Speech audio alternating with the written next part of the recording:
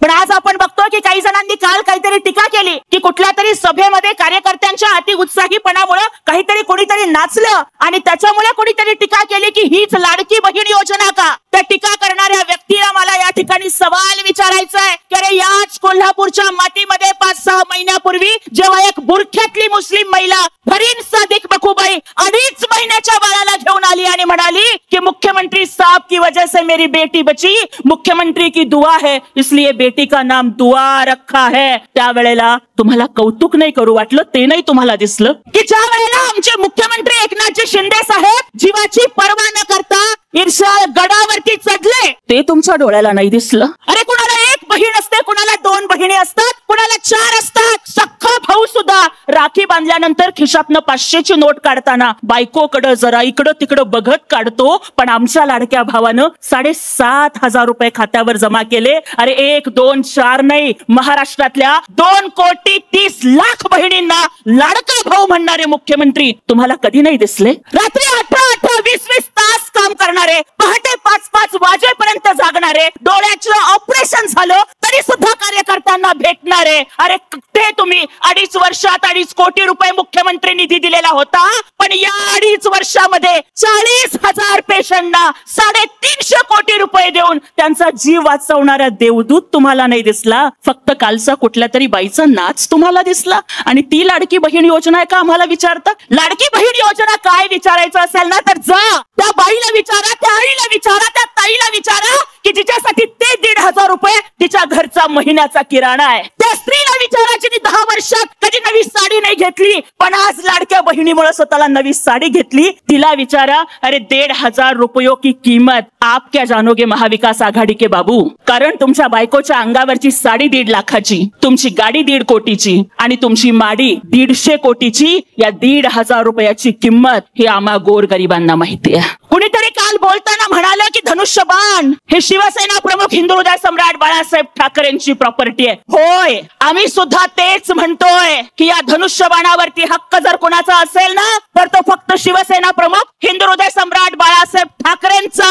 आणि या शिवसैनिकांचा आहे. पण त्यांच्याच पोटी जन्माला आलेल्या लाचार पुत्रानं खुर्चीसाठी पाठीचा कडा गहाण टाकत जेव्हा हा धनुष्यबाण सोनिया गांधींकडे आणि सिल्वर ओककडे गहाण टाकला ना तेव्हा जीवाची बाजी लावत हा गहाण पडलेला धनुष्यबाण सोडवून आणत या धनुष्यबाणाचा सन्मान वाढवण्याचं काम हे एकनाथजी शिंदे साहेबांनी केलं. हे महाराष्ट्राच्या इतिहासात लिहिलं जाईल. त्यामुळे तुम्ही सांगा की हा धनुष्यबाण कोणाच्या हातात शोभून दिसतो? रंग बदलणाऱ्या सरड्यांचा की जे कधी म्हणतात की माझ्या जमलेल्या तमाम हिंदू बांधवांनो भगिनींनो, आज ते म्हणाले महाराष्ट्र प्रेमी बांधवांनो भगिनींनो, काही दिवसांपूर्वी म्हणत होते देशप्रेमी बंधूंनो भगिनींनो. ज्यांना भगव्याची हिंदू शब्दाची लाज वाटते त्यांच्या हातामध्ये धनुष्यबाण शोभून दिसतो का? या भगव्यासाठी प्राणाची आहुती देण्यासाठी तयार होणाऱ्या, भगव्यासाठी जगणाऱ्या मरणाऱ्या माननीय एकनाथजी शिंदे साहेबांच्या हातामध्ये हा भगवा शोभून दिसतो. हे लोकसभेच्या निवडणुकीमध्ये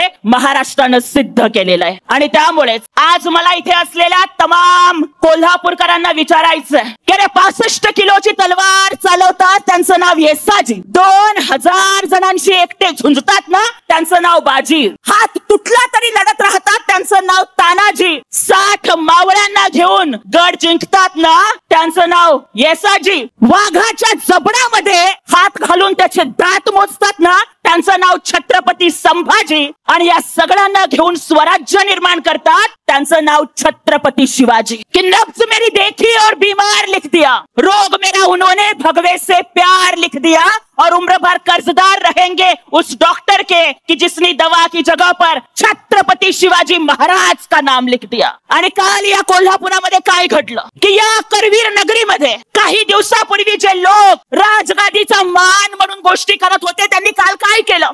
ही करवीरची गादी, ज्या गादीवरची राजर्षी छत्रपती शाहू महाराज बसले, ही करवीरची गादी, जी गादी मोगल मर्दिनी तारा राणीने स्थापन केली, काल ज्यांनी कुणी या राजगादीचा अपमान केलाय त्याला धडा शिकवण्याचं काम हे तुमचं आहे. अरे काही दिवसापूर्वी तर तुम्ही राजगादीच्या मानाच्या गप्पा करत होतात आणि आज तुमच्या विरोधात त्यांनी कुठला तरी निर्णय घेतला की तुम्ही राजघराण्याचा दम काढता. तुमच्या दम नाहीये का हे विचारता? अरे या छत्रपतींच्या घराण्यामध्ये दम होता म्हणून औरंग्याला या मातीमध्ये पुरला. या छत्रपतींच्या घराण्यात दम होता म्हणून मंदिरावरचा कळस आणि घरातली तुळस सुरक्षित राहिली. आणि जो कुठला बंटी छत्रपतींच्या घराण्याचा दम काढतोय ना त्या बंटीला इथून पुढे फक्त मंदिरातली घंटीच वाजवत बसायचं काम करायला लावायचंय.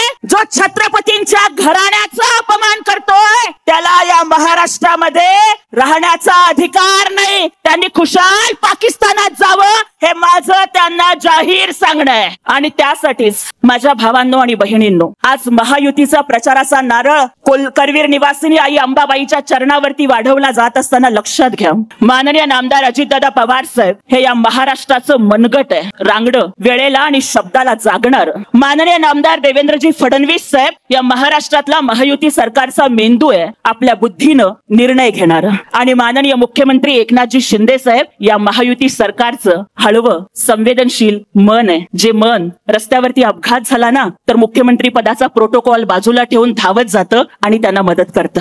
हे मन असं आहे की जे आपल्याला भेटायला येणाऱ्या कार्यकर्त्यांच्या कितीही बिझी असले तरी प्रत्येक कार्यकर्त्याला भेटतात. हे संवेदनशील मन असं आहे की स्वतः आजारी असले तरी सुद्धा समोर आलेल्या मुख्यमंत्री सहायता निधीच्या कागदावरती सही करून लोकांचा जीव वाचवतं. ते हे मन आहे. हे मन असं आहे की एका मुलीनं कॉलेजची फी भरायला पैसे नाहीत म्हणून आत्महत्या केली तर रात्रीच्या 2:30 वाजता GR काढून या महाराष्ट्रातल्या प्रत्येक मुलीचं शिक्षण माफ करणार हे मन आहे. आज शाहू महाराज ज्या शाहू महाराजांनी शेकडो वर्षाच्या पूर्वी प्राथमिक शिक्षण सक्तीचं केलं त्या शाहू महाराजांचं स्वप्न ज्या डॉक्टर बाबासाहेब आंबेडकरांनी आम्हाला सांगितलं की शिक्षण हे वाघिणीचं दूध आहे आणि ते जो पिल तो गुरगुरल्याशिवाय राहणार नाही त्या बाबासाहेबांचं स्वप्न मुलींचं शिक्षण मोफत करून आमच्या एकनाथजी शिंदे साहेबांनी पूर्ण केलं याचा आम्हाला अभिमान आहे. त्यामुळे येणाऱ्या 20 तारखेला आपण सर्वांनी महायुतीच्या धनुष्यबाण कमळ आणि घड्याळ या चिन्हासमोरचं बटन दाबून पुन्हा एकदा